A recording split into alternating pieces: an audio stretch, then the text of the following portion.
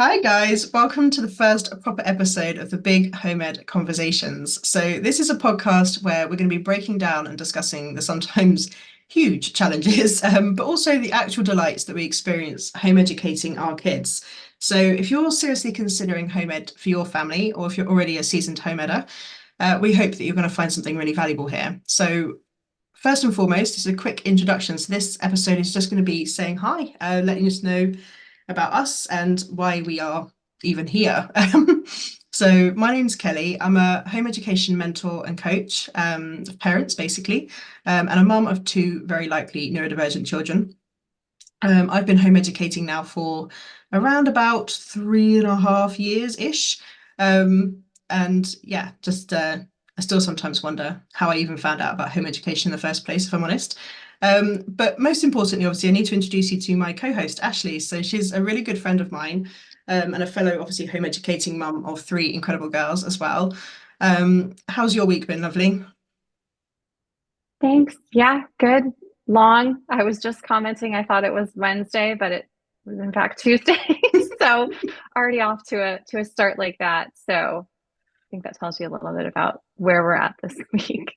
Absolutely. But yeah, I'm I'm Ashley, like you said, and this is our fourth year homeschooling. So we have my husband and I have two girls kind of in the thick of it, and a daughter that is just coming up at that preschool age. So she's starting to get excited about what her sisters are doing and wanting to read and write and do some math, which is super exciting.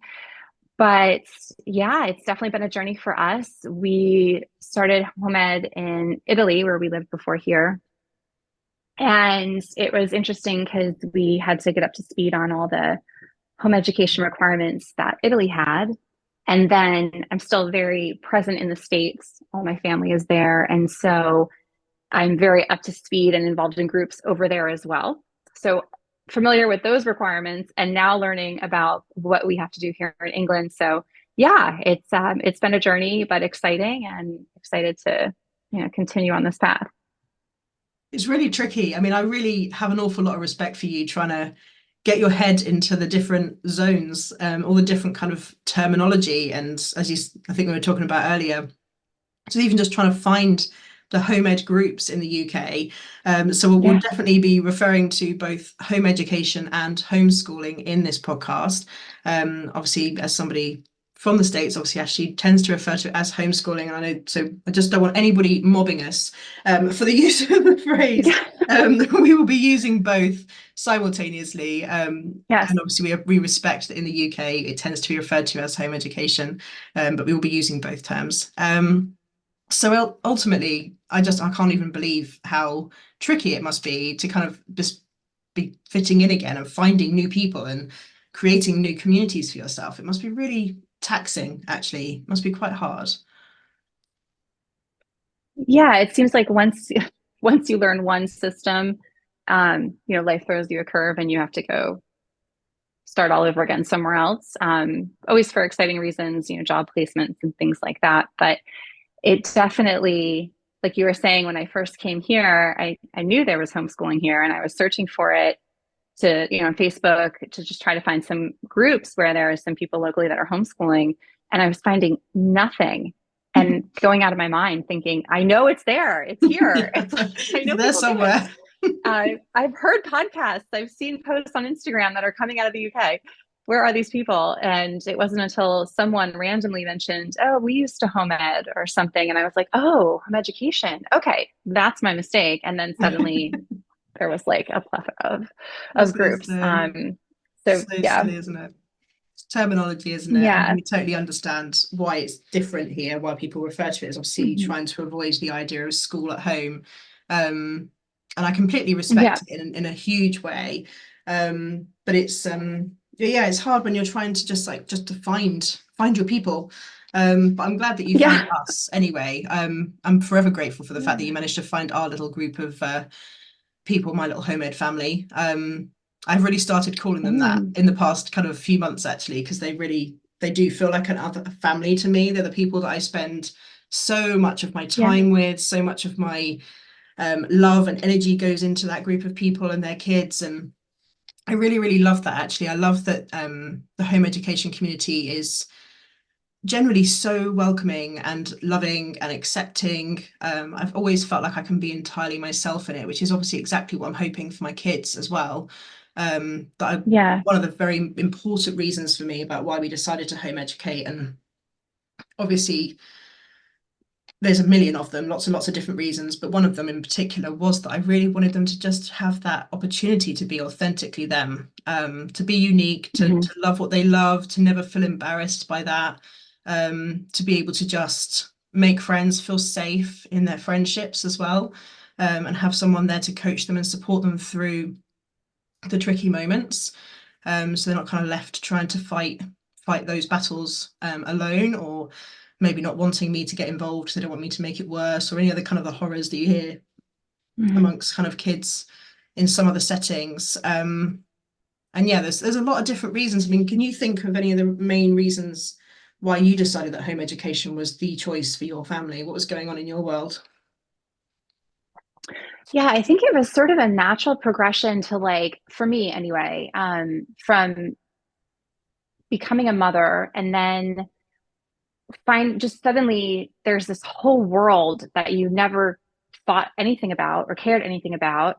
And now you're a mom or a parent, and suddenly you're reading all this stuff about parenting. And oh my gosh, I don't want to do something that's going to damage my child down the road, right? Like, should we be playing with these toys? Should we be doing Montessori? Should we be putting them in daycare so they're socializing? Should we not be putting them in daycare so that they're not with someone else but being raised by us? And like all of these things that suddenly you're trying to figure out. Um, and I was a working mom with my first daughter, meaning not that I'm not working now, but I was going to like a 9 to 5 Mhm. job. And so it was figuring out, how to make that work and what we wanted just for our family. And so in that natural like progression of learning more about children and child development and what's important to kids and what they're looking for in terms of structure and boundaries and like all of that, but also just being a child Mm. and being able to put their toes in the grass and chase a butterfly and do things that aren't so very structured and rigid, which I feel like at least I don't want to pigeonhole all Americans into this, but I do feel like we tend to fill our calendars.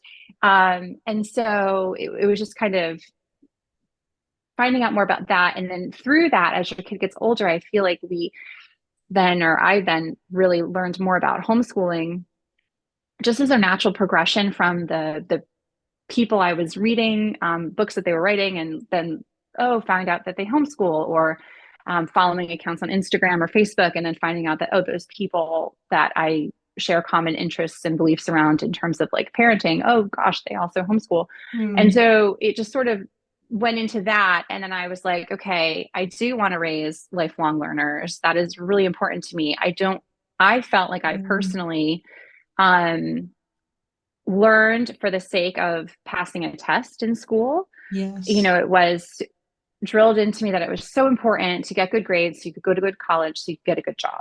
And so I Mhm. was like, okay, well, I will do that. So I did that. But when I look back, I don't think I could pass a history exam right now from my high school days. No, Like, no. um, I need to relearn that in a way that is of my own accord and something that and it does interest me now, I think, because it's not being forced on me, right? So I am reading and learning and doing all this stuff um, on all sorts of things, not even just like scholastically, but in terms of like hobbies and finding out things that just bring joy to my life that aren't ever going to be tested.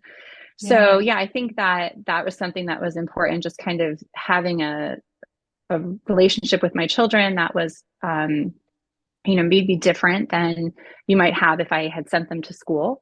So, Mhm. we're kind of on this journey together. And then being able to allow them to kind of follow their own path and certainly influence their own education by being able to follow their interests and, similar to what you said, raise them with confidence and good self esteem and just a real respect for themselves and the people around them and the ability to be who they want to be.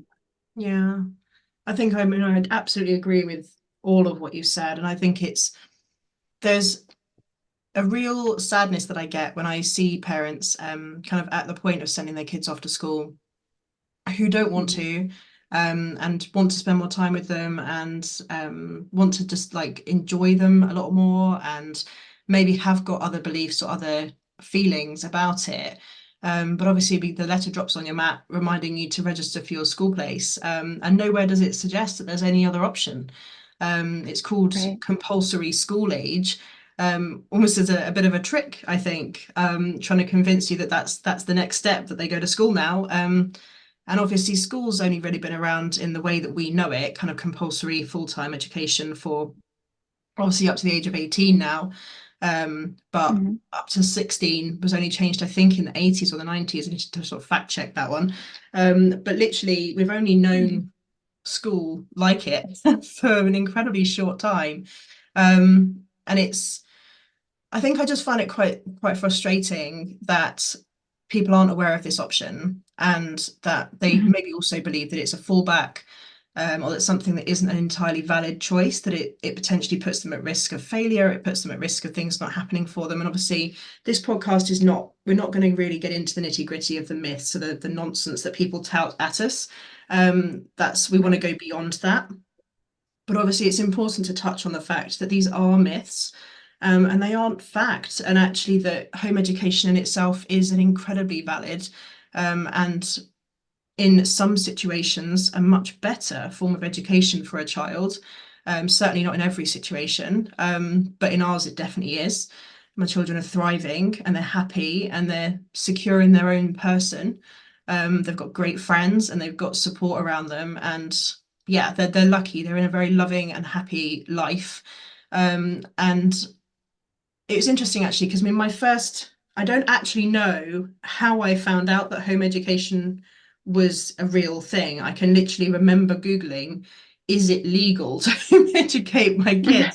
Like, I was convinced that it Yeah. was nonsense, that it wasn't real, because I'd never heard of it really beyond obviously children who are maybe kind of disabled or has some sort of illness or were actors and stars. Like you obviously hear about some Yeah, actors and things exactly. being home educated, and you always used to think as a kid, like, oh, good for them. Like, it's all right for them, isn't it, getting to go and have fun acting, doing doing their Yeah. school at home.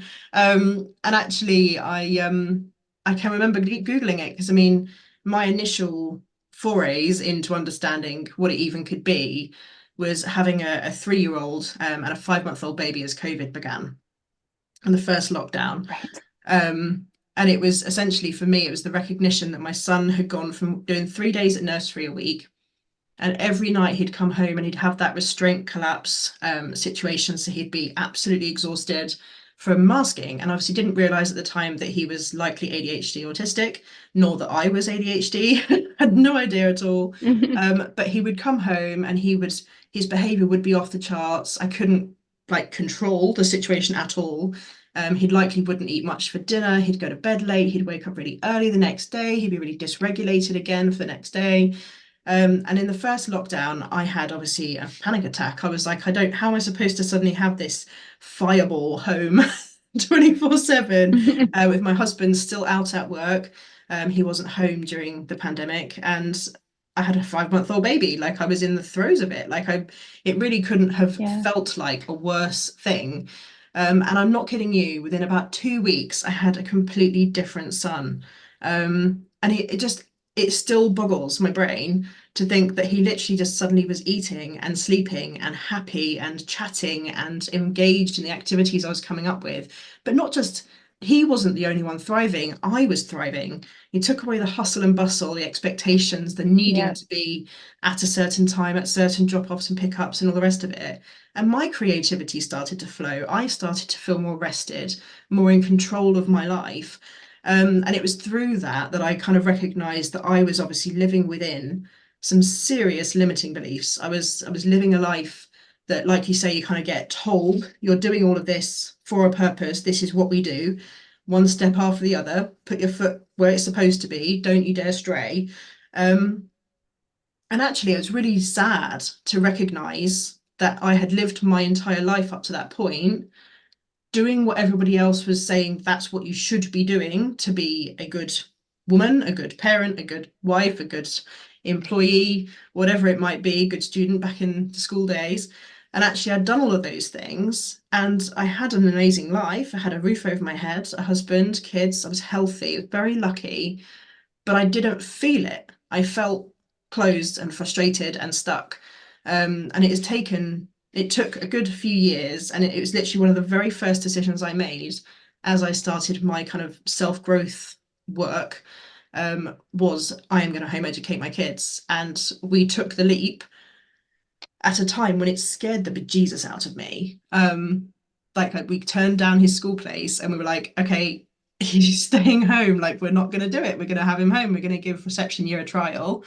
And so yeah, I think most of the reasons I had truly were wanting to escape from the hustle and bustle. I didn't want to do it. I wanted to live my life on my terms, and I wanted my kids to be able to make the same choices. Um, so yeah, I think the initial kind of thoughts around home ed were really actually quite just personal. They weren't very Yeah. political, they weren't very radicalized. They were just my personal wishes and my wishes for my kids and what I could see would benefit them hugely in the situation I was in with kind of behaviors and the burnouts and all the rest of it that I was seeing from the use of kind of drop off childcares and things. It was really interesting. I couldn't even imagine putting him in for 5 days when 3 days was causing that chaos. And we did try it again. So this isn't something which we then just decided never to do again. We did try nursery again, but it still had exactly the same effect after the pandemic had lifted a bit. And it definitely told me I was making the right choice. Yeah, we had our timing was similar to yours in that my oldest daughter started first, what would be first grade, so year two, here in England, right she was in the fall. So we entered lockdown in like February maybe. And that September she would have started the first kind of compulsory year of school Mm. in Italy and in the US. And I had previously, until the before COVID, I taught at a school in Italy, and I I stopped teaching when I was pregnant with my third child. And afterwards, after I had her, after she was still very young. She was like 3 months old when we went into lockdown. Um, After that first lockdown, they asked me to come back for that fall, and I was just like, I'm not going to do it. I need to homeschool my Mm. oldest, and I'm going to obviously have a new baby too. I want to stay home with her, but she would have been nearly one by that point. So it just didn't feel like the path I wanted to go down, go teach other kids while my kids are being taught by someone else. So it was a similar situation where I had kind of seen all of these different personalities come together in a classroom. And, I saw the struggle that the teacher has, and very much relate to that. Obviously, having been through it myself in a classroom, it is incredibly hard to teach 20 some odd kids who have very different needs, very different personalities, very different learning abilities, very different capabilities. Mm. Um, and to be able to drive through a day and the curriculum and hit the milestones you have to teach against, is challenging, and it can take a lot out of you as the teacher, and likewise for the students. And you see the students that just, especially, teaching, I taught first and second grade, so year two and year three here, it was very, those kids have a lot of energy. They're not used to sitting down. This is their first kind of scholastic experience where they have to sit at a desk for the majority of the day and write and pay attention and not speak. And, it's hard. They just want to play. They just wanted to have that time to relax, or they needed, after 30 minutes, you see them zone out, and they also just lose that ability to listen, and that's what causes the interruptions, and then someone else giggles, and then I assisted in a lot of classrooms. The main teacher was sometimes there, and so I witnessed her interactions or his interactions with the students, and it just wasn't something I felt like I wanted to put my children into. And I recognize that not everyone has that choice. Yeah. So I feel very lucky that we were able to do that. And I certainly don't think that the school system is going away and suddenly everyone in the world is going to homeschool their child. I recognize that's not realistic, and most people won't, and that's fine. The education system is a wonderful thing if that's what works for you and for your kids and for your family and for your lifestyle. And obviously, for most of the people in this world, that's what it does. But I find us very lucky to be able to take a different path. And, I'm certainly hopeful that through these conversations, we can help others find that path of their own and kind of create their own journey into this the world of home that education. validation, really, to know that Yeah. decision is the right one, if that's the right one for them.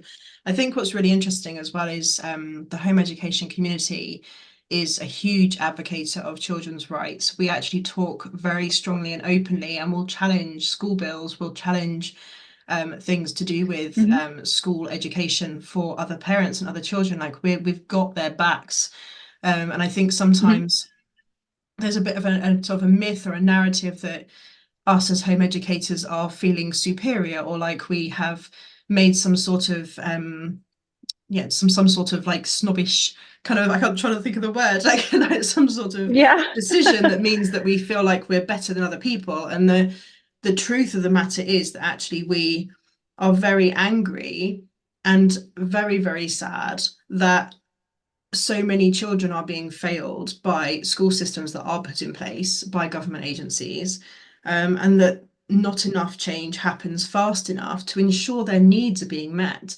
And with this just huge amount of teachers leaving the profession and the huge amount of children who are finishing school still illiterate, still feeling like their self-esteem is destroyed at some stage along the way, and going off into lives where they feel like they will never now be successful because school didn't quite do it for them. That makes us angry, and actually we fight very hard for things that will support families, whether they use schools or not, to support their children. And that's something which actually we ultimately want an incredible amount of potential and support for all children. And actually that is very important to me. And that's certainly the stance that we'll be taking through this podcast is actually we care a lot about actually changing society's beliefs around how we trust children, how we offer them opportunities, how we open up education to give them some control of it and to give them an opportunity to guide it, and have some say. At the end of the day, they're not like someone said once, this great quote, I'm trying to think what it was, but it's something along the lines of children are not born to be molded, they're born for us to get to know, and that they have a world out there of a million different subjects.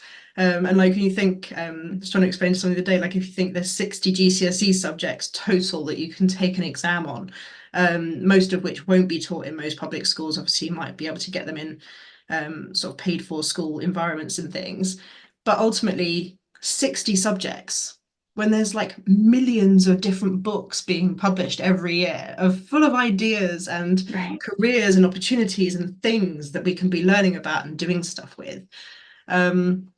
So to kind of wrap this episode up and to kind of say to you guys, obviously this is kind of what you're in for. So this is going to be incredible conversations. Essentially, there are real challenges at play. So we need to let go of sort of all the endless or limiting beliefs, the things which are stuck in our brains from our school days, the stuff that's obviously making our day-to-day in our home ed world frustrating. And so we're going to talk about this real talk, things that we're really struggling with, stuff that we are having to work on and fix and sort ourselves out. Because I know from my perspective, there's an awful lot that I have to work on week to week. Also the challenges of managing multiple needs, siblings, demands on our time, having a career, essentially fighting politics and bureaucracy and red tape. We're going to be picking apart history. We're going to be thinking about all kinds of incredible things. And ultimately, we just really want to bring some proper, real, big conversations around stuff that really matters to us as a home education community, and make sure that obviously you guys are getting the support that you need. So do please subscribe, reach out, come and say hello to us. You can follow me on Instagram on Offroading Motherhood. And obviously, I don't know if you want to share yours or not, Ashley. I'll let you decide that in a second. But obviously, we Yep. can absolutely keep in touch and send us a message and let us know what's going on in your world, because we'd love to obviously include the challenges that you guys are facing as episodes down the line as well. So please do feedback to us what you love and what you'd love to hear us talk about, so that we can make sure that we meet your needs. So thank you so much for listening. And I'll let Ashley say her goodbyes as well. But thank you for coming in and listening to our first episode. It's been really exciting. So looking forward to getting on and recording some more. Yes, definitely. Can't wait for the next one. And in the meantime, you can find me at Homeschool in Progress on Instagram. Brilliant. Thank Thanks, you. guys. Speak to you all soon. Bye bye.